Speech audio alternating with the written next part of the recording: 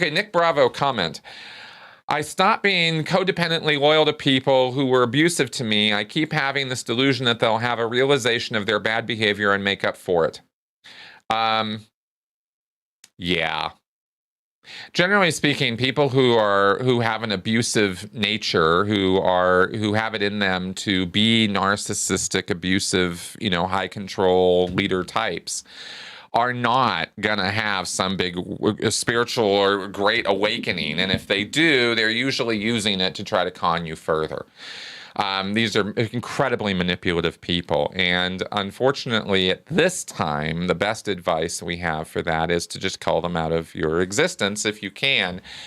Now, when it's family, you don't really necessarily want to do that. Everything is context specific. We have to be super, super careful here when we're talking about this, because you don't want to just drop people because they pissed you off one time. Remember that coercive control, and this is important.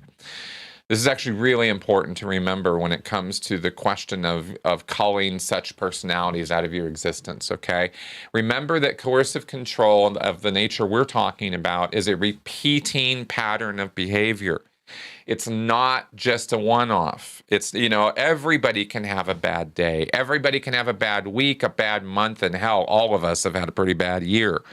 So, you gotta, life has a lot of give and take here. There's a lot of factors to take into account. It's not just they were really mean to me, or they manipulated me this one time, or this bad thing happened, and I don't know that I can ever trust the person again. I get it. You have to evaluate the circumstances of your situation with that individual and not allow me to just tell you broadly, oh, well, if they're toxic, get rid of them. But if they are, and you have done that, like you mentioned here, Nick, and now you're waiting for them to make up for their bad behavior, yeah, you're going to be waiting probably forever. I would not wait for something like that. You're not going to get satisfaction by waiting for an abusive personality to try to make up the damage with you. That's just not realistic. Best to just kind of, if you do cut it, and you move on. And you learn from the experience, and you try to not repeat that mistake by learning about the signs and symptoms of how it happened in the first place. So that's the best general advice I can give on that, Nick. I hope that's a helpful answer for you on that.